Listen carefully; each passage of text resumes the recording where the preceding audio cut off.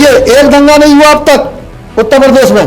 पहले दंगा कैसे हो जाते थे, अब क्यों नहीं होते? फरीदाबाद के सांसद जी ने क्या क्या कार्य कराए हैं, तो कुछ कार्य उनके गिना दीजिए आप।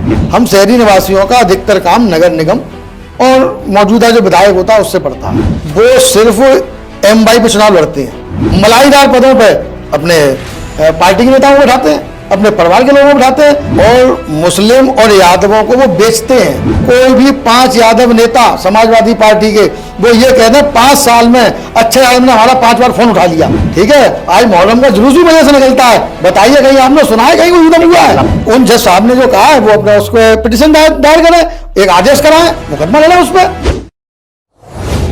नमस्कार, आप सभी का बहुत बहुत स्वागत है एक बार फिर से केआईए न्यूज के खास प्रोग्राम हमारा नेता कैसा हो में। और आज हमारे साथ मौजूद हैं भारतीय जनता पार्टी के व्यापार प्रकोष्ठ से शैलेंद्र गुप्ता जी। शैलेंद्र गुप्ता जी, बहुत बहुत स्वागत है आपका केआईए न्यूज के खास प्रोग्राम में। सर, पहले तो आप जनता को अपना परिचय दीजिए। मैं शैलेंद्र कुमार गुप्ता, जिला संयोजक, भारतीय जनता पार्टी व्यापार प्रकोष्ठ, महानगर फिरोजाबाद। जनता शैलेंद्र जी, अभी लोकसभा चुनाव नज़दीक हैं, जनता भ्रमित हो रही है कि किसको वोट दें, क्या दें। आप एक नेता भी हैं और व्यापारी नेता भी हैं, तो सबसे पहले मैं जानना चाहूँगा कि आपके नज़रिए से फिरोजाबाद के लिए सांसद कैसा होना चाहिए?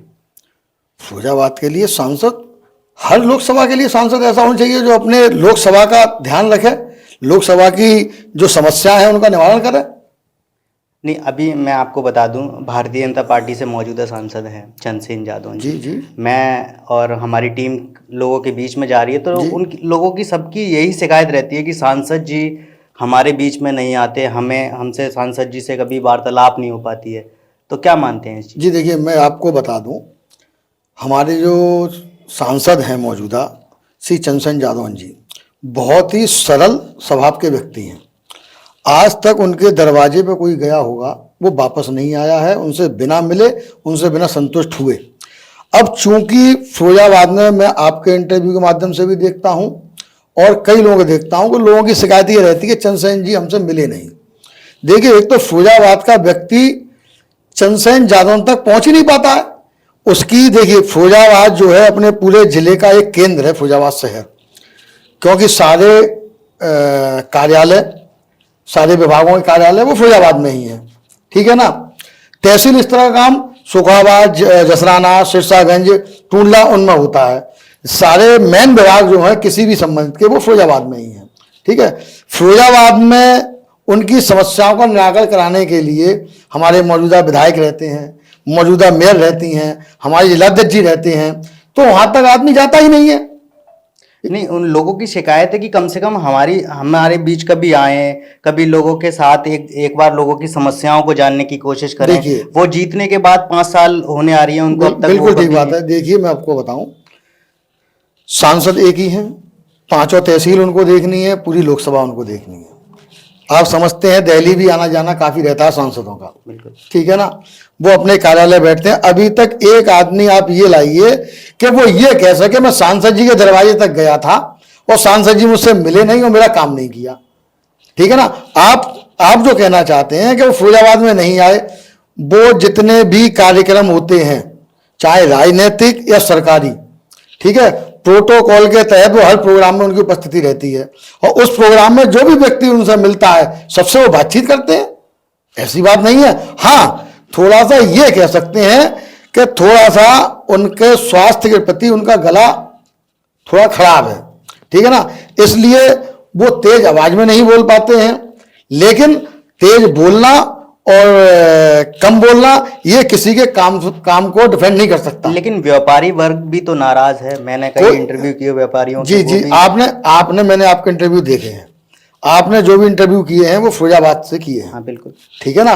मैंने आपको एक ही बात कही, भाई फिरोजाबाद में हमारे 2 प्रतिनिधि जिलाध्यक्ष मौजूद हैं, तो उनके किसी व्यापारी ने आपसे, मैंने आपका इंटरव्यू देखा, किसी ने ये नहीं कहा कि हम उनके दरवाजे गए या उनके कार्यालय पे गए और हमारी सुनी नहीं गई।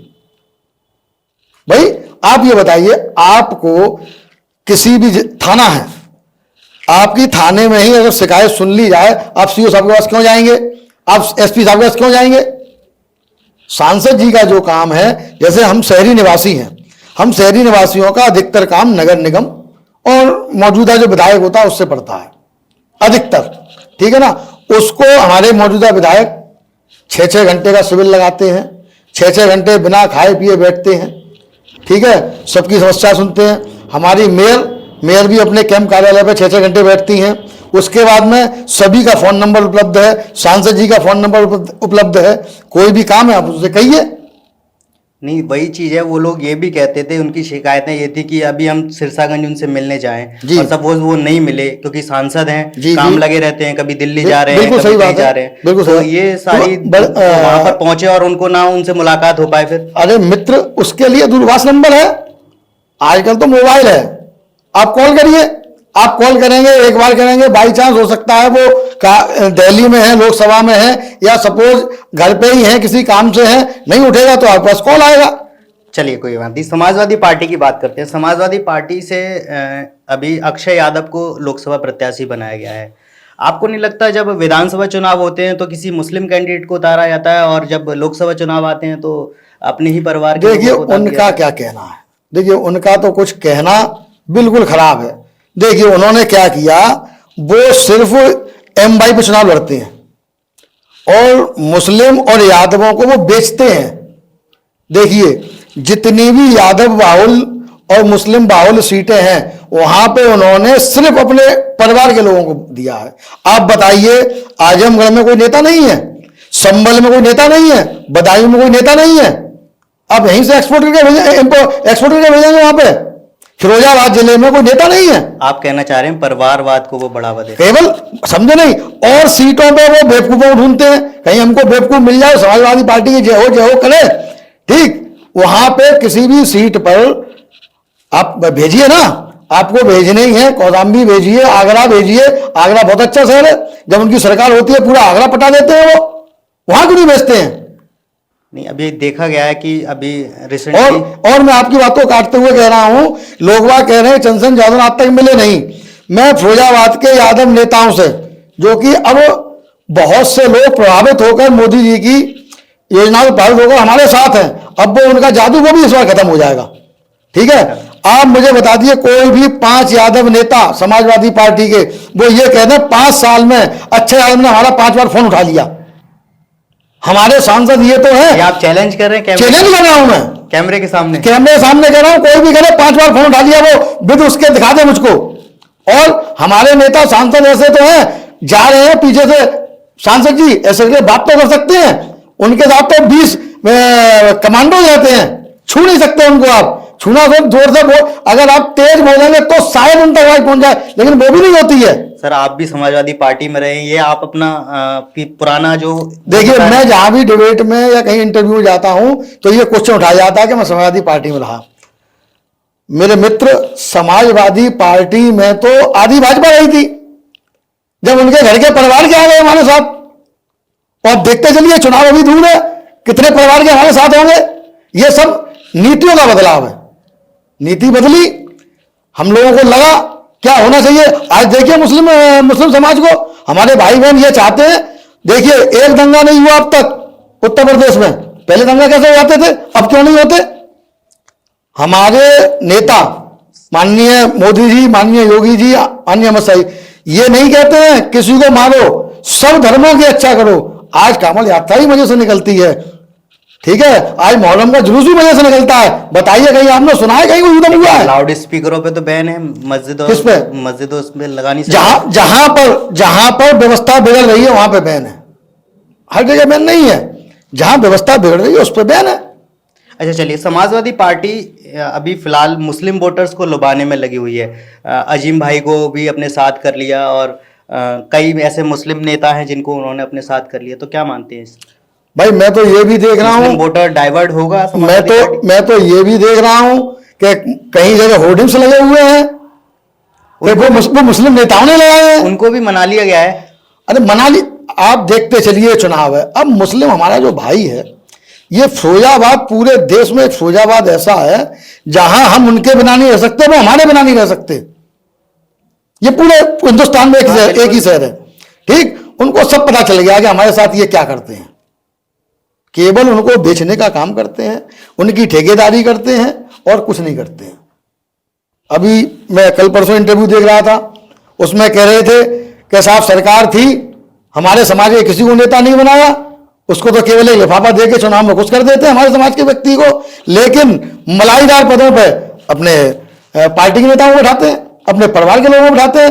भाई वहां पे तो क्या है, देखिए सबसे पहले तो वहां परिवार के बाद में फिर रिश्तेदारियां, रिश्तेदारी के बाद में फिर उनका गांव के बाद में फिर उनका गोत्र, उसके बाद में कहीं किसी का नंबर आता है। फैजाबाद में आप ढूंढ के लाइए 10 लोगों को छोड़ के, 10 नेता के, फैजाबाद से नाम ना पूछना कृपया, 10 नेताओं को छोड़ के बताइए कितने यादवों को क्या हो गया। मैं यादवों के मोहल्ले में, ये फैजाबाद में मोहल्लागंज यादवों का सबसे अच्छा मोहल्ला माना जाता है, 3-4 मोहल्ले हैं यादवों के, मैं उसमें रहा हूं। उसमें जब समाजवादी पार्टी सरकार आई तब लोगों को आस होती थी कि अब साथ हमारी गलियां बन जाएंगी, अब साथ व्यवस्था हो जाएगी, लेकिन जब क्या कहते हैं हमारे भाजपा के जनप्रतिनिधि चुने गए, उन्होंने उस पर ध्यान दिया और उसको बनवाया। ये मैं दावे, जबकि मोहल्लागंज में विधानसभा अध्यक्ष पप्पू यादव रहते थे, ठीक है, कई नेता रहते थे, उनको तो ये समझा जाता था, मोहल्लागंज के लोगों को ये सपा के लोग आगे समझते थे, ये तो हमारे खरीदे हुए, ये कहां जाएंगे, जो कि पूरे फैजाबाद जिले के यादवों के साथ वो करते हैं। चलिए आगे बढ़ते हैं इसी सिलसिले में। उज्जवल गुप्ता जी, नाम सुना होगा आपने? मेरा नाम सुना था। वैश्य समाज की, ठीक है, अभी वो लोकसभा चुनाव की तैयारियां कर रही हैं, जगह जगह आपने उनके होर्डिंग और पोस्टर्स देखे होंगे, तो क्या लगता है वैश्य समाज उनकी तरफ? देखिए ये लोकतंत्र है, सबको अधिकार है, कल आप भी चुनाव लड़िए, आपसे कौन मना कर रहा है? नहीं, क्या लगता है बीजेपी का जो वोटर है, बीजेपी का, ये आपने कैसे कह दिया वोटर वैश्य समाज है? बीजेपी का वोटर हर व्यक्ति है। जब हमारी योजनाएं चलती हैं, लाभ सबको मिलता है, वहां ये देख के लाभ नहीं दिया जाता कि ये वैश्य को लाभ दिया जाए। आप देखिए, मैं आपको एक बिल्कुल ऐसा किस्सा सुना रहा हूं। आप हॉस्पिटल चले जाइए सीएमओ के पास, ठीक है, सीएमओ क्या, सॉरी, अस्पताल में कौन बैठते हैं? सीएमएस, सॉरी, सीएमएस, वहां पे आंकड़ा निकलवाइए, ठीक है, रक्तदान में मुस्लिम समाज का कितना योगदान रहता है, ठीक, लेकिन उसको हम नहीं मानते हैं। अभी तक हमारे किसी नेता ने, किसी ने ये कोशिश नहीं की कि साहब उनसे ब्लड नहीं आता, उनको नहीं। आज भी 60% रक्त मुस्लिम भाई बहनों को दिया जाता है।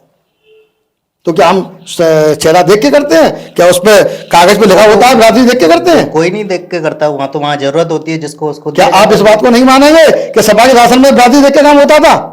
नहीं सर, मैं तो नहीं कह सकता ये सारी चीजें, और ना कहनी चाहिए, आपको भी नहीं कहनी चाहिए। कोई नहीं बिरादरी देख के काम करता। अगर समाजवादी पार्टी की सरकार में भी अब हॉस्पिटल में कोई आता तो उसको ब्लड नहीं दिया जाता क्या? नहीं, ब्लड दिया जाता है, ब्लड दिया जाता, लेकिन परेशान बहुत होता था।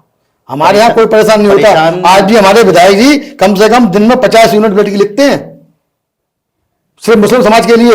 आज भी चले जाइए आप उनके कार्यालय पे, बिल्कुल चुपचाप अपना मोबाइल लेके और वीडियो बनाइए, वहां अगर 100 आदमी बैठे होंगे तो 60 आदमी मुस्लिम समाज के होंगे। मुस्लिम समाज में मैं गया था, वो तो ये कहते हैं इस बार ईवीएम से चुनाव ना करवा के आप बैलेट पेपर पे चुनाव करवा के देखिए। देखिए ये तो जो लोग, शिक्षा का अभाव है जहाँ शिक्षा, आज के पेपर में मैं देख रहा था कि पहले तो बैलेट पेपर भी नहीं था, पहले तो सादा कागज पर चुनाव होते थे। अमर उजाला में निकला हुआ है, आप देखिए, उस पर होता था।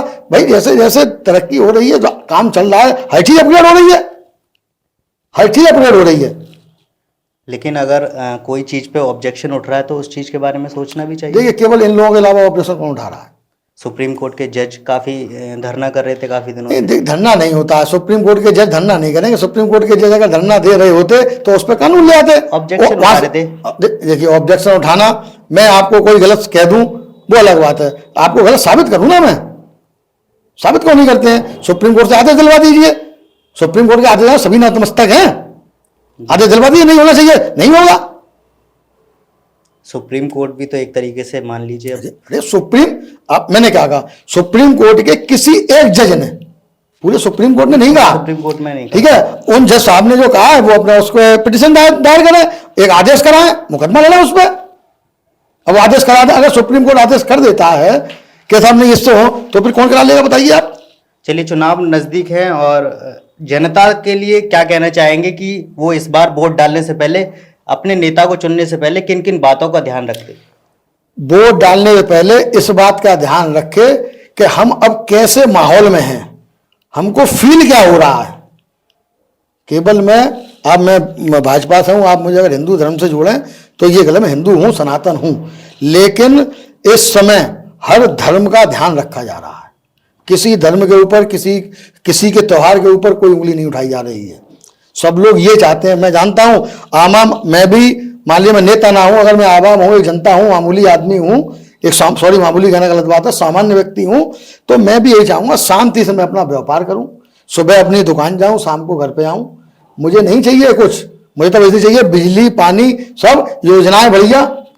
अब बड़ा ये गरीब आदमी है, लोगों का कहना यह कि देश की जनता को भिखारी बना दिया। अगर किसी का ख्याल रखा जा रहा है, कोई आदमी अगर भूखा है और उसको अगर एक बार हमने रोटी खिला दी तो उसको भिखारी बना दिया हमने। नहीं, भिखारी तो नहीं बना दिया। ये क्या, ये लोगों का कहना है कि साहब 80 करोड़ जनता को भिखारी बना ये दिया। कहना है कि इस तरीके से वो हम लोगों को और ये कर रहे हैं कि हम लोग आलस में आ जाएं और फ्री का राशन मिल रहा है, तो वो ये वाली बातें कह रहे थे। ये देखिए, ये सब तर्क और वितर्क, तर्क और कुतर्क वाली बातें हैं। सर रोजगार भी तो क्या रोजगार नहीं है आप बताएं? 50 आप लाख अब फॉर्म भरे देखिए, जाते हैं। देखिए 50, क्या ये पहली बार भरे गए हैं क्या? और उसके बाद भी उनका नहीं, ये क्या पहली बार भरे गए हैं? उसके बाद भी उनका जब भी सरकारी नौकरियां जब से निकलती है, जब से हमने होश संभाला है हाई स्कूल से, ठीक है, तब से हम देख रहे हैं कि नौकरियां 100 होती हैं, 10 लाख फॉर्म भरे जाते हैं। योगी जी की सरकार में अब तो मीन बनने लगे हैं कि उत्तर प्रदेश वो प्रदेश है जिसमें उत्तर पहले आता है और प्रश्न पेपर बाद में आता है। देखिए, बात गलत वहां होती कि इस पर पर्दा डाला जाता। आप समझिए, कोई भी लीक हुआ पेपर, लीक हुआ, जाहिर सी बात है जिसने पैसा खर्च हुआ किया होगा उसको उसका आंसर मिल गया होगा, उस आंसर को वो कराएगा और जो योग्य व्यक्ति है वो रह जाएगा। तो ऐसे फिरोजाबाद की भी एक बच्ची ने सुसाइड की है। ऐसे बच्चों को देखिए, मैं तो सभी बच्चों से ये कहता हूं, हताश नहीं होना चाहिए, इस प्रकार का कदम नहीं उठाना चाहिए, ठीक है? कोई इतने अनजाने में कर रहा है और उसके सामने इस तरीके की चीजें हो जाए तो दुख तो होता है। क्या ये सही रहता कि पेपर लीक हो गया उसको सही मान लिया जाए? ये सही रहता? बिल्कुल नहीं रहता। मैं ये तो अच्छा, उसका फिर उसका ये लोग ये तो कह देते हैं कि ये ऐसा हो गया, लेकिन ये बताओ उसका क्या क्या क्या वो कर्तव्य है? तो क्या करते हैं हम? शासन और प्रशासन क्या कर रहा है? सरकारें क्या कर रही है? पेपर लीक हो रहे हैं, एक पेपर शासन प्रशासन कुछ कर रहा है तभी तो वो पकड़े गए। अगर शासन प्रशासन कुछ नहीं करता तो पकड़े कहां जाते हो? पहले तो अलर्ट होना चाहिए था। आरओ का पेपर देखिए, अलर्ट, अब ये बताइए, आप अपने घर का ताला लगा के आते हैं, अलर्ट होके आते हैं? हाँ बिल्कुल अलर्ट। लेकिन फिर चोरी हो जाती है अगर वाइदा वे, ठीक, फिर उसके बाद क्या होता है? जांच होती है, ठीक है ना? अलर्ट सब रहते हैं, लेकिन अगर चोरी हो गई है, जांच हो रही है, उसके खिलाफ कार्रवाई ना हो रही हो, कार्रवाई, ठीक। अब आप कहिए, अब नुकसान तो आपका हुआ, चोरी आपके घर में नुकसान आपको हुआ, ठीक है, लेकिन कार्रवाई ऐसी हो, चोर को इतनी बड़ी सजा दी जाए कि आगे से और क्षेत्रीय लोग उस बात से डरें। नहीं, युवाओं का ये कहना है कि वैसे तो वैकेंसी निकलती नहीं है और निकली उसके बाद पेपर लीक हो गया, अब हम लोग क्या करें, कब तक और इंतजार करें? उनका कहने का मतलब आपकी बात, युवाओं की जो भावना है उसका मैं सम्मान करता हूं। उनके साथ गलत हुआ है, भाई उन्होंने तैयारी की, मेरा बच्चा भी क्यों ना हो। अगर मेरा बच्चा भी साल भर में उसको कोचिंग भेजूंगा पढ़ने के लिए और साल भर बाद पता चले कि पापा पेपर देने गया लेकिन क्या करें पापा, वो अब कैंसिल हो गया, अब मुझे दोबारा से करना पड़ेगा, तो मैंने जो अपने पेट काट के उसको पढ़ाई कराई है, मुझको भी दुख होगा, उस बच्चे ने साल भर मेहनत करी उसको भी दुख होगा। लेकिन अगर कहीं कोई गलतियां होंगी उनको सुधारा जाएगा। बेकार तब लगेगा उसको, अभी जितना खराब लग रहा है उससे खराब उसको तब लगेगा कि मैं होनहार था लेकिन मेरा साथ में जो दिन भर खेलता था, टीवी देखता था, मोबाइल देखता था, पापा वो पास हो गया, तब उसको ज्यादा दुख होता। केवल भाजपा में ही ऐसा हुआ है, शायद आपको ध्यान हुआ, शायद छोटे हो, कल्याण सिंह जी के जमाने में बिना नकल के परीक्षा हुई थी, ठीक है। आज भी कहीं कोई बच्चा नौकरी के लिए जाता है और उसकी डिग्री कल्याण सिंह के जमाने के हाई स्कूल होती है तो आदमी कहता है गांधी से ये पढ़ने वाला होगा। योगी जी के शासन में भी बिना सीसीटीवी लगा के हुई। मैं वही तो कह रहा हूं। तो ये कब कहने का मौका मिला? जब हमने कार्रवाई की। उस टाइम पे भी कई बच्चों ने कहा था कि इतने % रिजल्ट आया, लेकिन उस टाइम पे रिजल्ट जो आया था, ठीक है, मुझे पूरा ध्यान नहीं है कितने % आया था, लेकिन बहुत कम आया था, 50 से भी कम % रिजल्ट आया था, लेकिन जिनका आया था वो होनहार बच्चों का ही आया था। ऐसे ही इन परीक्षाओं में होगा। ये जो लीक हो गई, आप समझिए, मैं समझता हूँ पूरे प्रदेश में लगभग 40 से 50 सॉल्वर पकड़े गए हैं, ठीक है ना। 40-50 सॉल्वरों ने कम से कम 10-5 हज़ार आदमियों को इफेक्ट किया होगा, उनको नकल पहुंचाई होगी, पेपर पहुंचाया होगा, ठीक। अगर वो 10-5 हज़ार अयोग्य व्यक्ति निकल जाते और होना रह जाते तब कितना दुख होता। नहीं तो पुलिस की जांच के लिए भी बच्चों ने धरना दिया, तब पेपर इसकी जांच हुई और उसके बाद पेपर नहीं नहीं नहीं, दोबारा ये नहीं दिलवाया मानेंगे आपके फिरोजाबाद में पेपर में पहले दिन 19 लोग पकड़े गए थे, उसमें कोई धरना नहीं दिया गया था। गया। यहाँ नहीं, लखनऊ में धरना हुआ। लखनऊ वगैरह मैं बता तो रहा हूँ, लखनऊ वगैरह अब जैसे बच्चों ने धरना दिया, बच्चों ने धरना क्यों दिया? कि उनको लगता है हम योग्य रह जाएंगे, ये नकलबाज निकल जाएंगे। नहीं, उसके बाद ही तो सुनाई दी, उससे पहले तो नहीं देखिए, वहां हो सकता है बाद में हो गया हो, लेकिन और जगह तो हुआ। मैं फिरोजाबाद में रहता हूँ, फिरोजाबाद की बात कर रहा हूँ कि पहले तो 19 लोग पकड़े गए थे। चलिए अब सांसद जी की पे आते हैं। सांसद जी, कुछ लोग जानना चाहते हैं फिरोजाबाद के सांसद जी ने क्या क्या कार्य कराए हैं। आप चूंकि भाजपा से भी हैं, और तो कुछ कार्य उनके गिना दीजिए आप। क्या देखिए मैं बताऊं आपको, सांसद जी के कार्य आप मुझसे कहें कि बिंदुवार कार्य बताइए, मैं आपको कुछ नहीं कार्य गिने नहीं, चुने नहीं, जो शहर के हैं। मैं आपको बता रहा हूँ, मैं आपको कैसे गिन के नहीं बता पाऊंगा। मैं आपको ऐसे बता रहा हूँ, सांसद जी या हमारे पार्टी के कोई नेता, माननीय मोदी जी की केंद्र से सरकार है, जो भी योजना निकलती है उनका क्रियान्वयन तरीके से हो रहा है।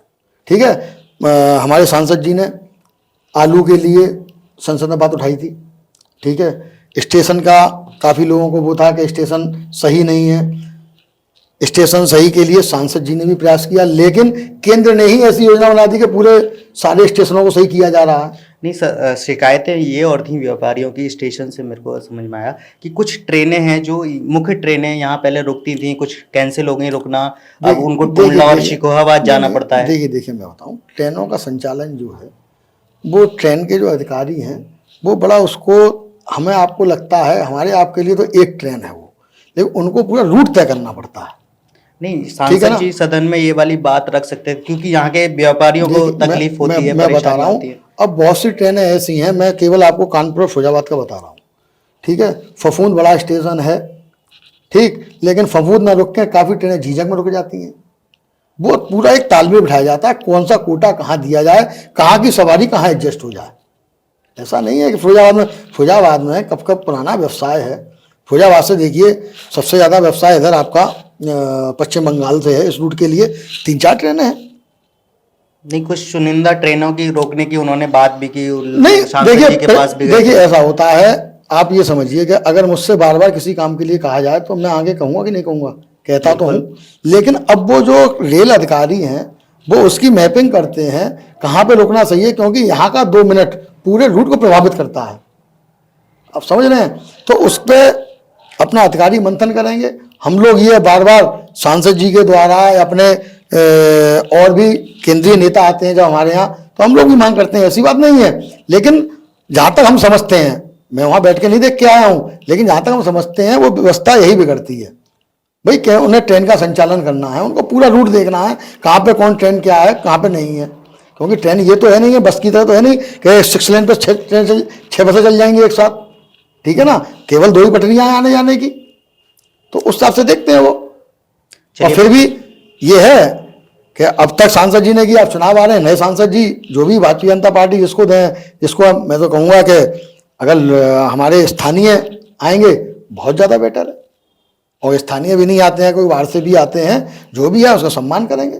चलिए, चुनाव के लिए जनता से क्या अपील करना चाहिए? स्वामी जनता से ये अपील करेंगे, अपने वोट का किसी बहकावे में, किसी लिफाफा में, किसी लालच में आकर उपयोग ना करें। केवल अपने हित को देखते, अपने परिवार के हित को देखते हुए मैं तो यही कहूँगा भारतीय जनता पार्टी को वोट करें। धन्यवाद। तो ये थे हमारे साथ शैलेंद्र गुप्ता सालू जी। कल फिर मुलाकात होगी।